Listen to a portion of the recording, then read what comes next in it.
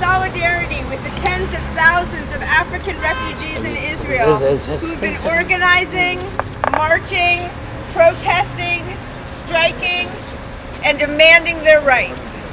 We also stand with the many Israelis who honor and remember the terrible history of the Jewish people in the 20th century by recognizing the rights of today's refugees.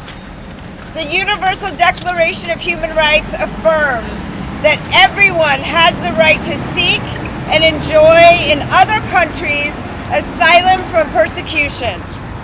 And yet, Israeli authorities refuse to even consider their claims, calling them instead infiltrators and creating an environment of incitement that has led to violent, racist attacks. Rather than reviewing their asylum claims, Israel has a policy of voluntary deportations in which they are forcibly delivered to the embassies of the countries they came from and subsequently deported. This practice must stop. In any case, it cannot be implemented regarding the over 50,000 refugees from North Sudan and Eritrea, since Israel has no diplomatic relations with those countries. These refugees are sent to the Holot detention facility, where according to the United Nations High Commissioner for Refugees, they face indefinite detention with no release grounds.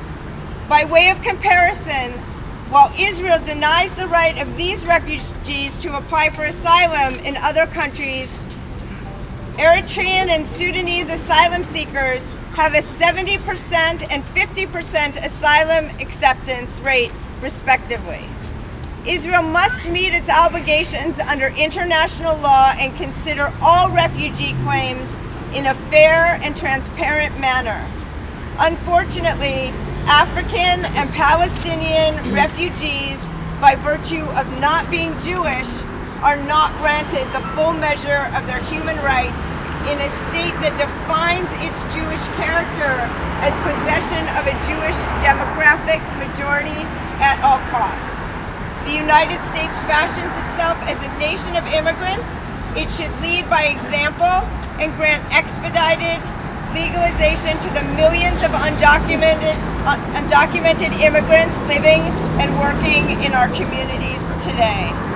African refugees protesting in Tel Aviv, they need asylum, not detention. Yeah.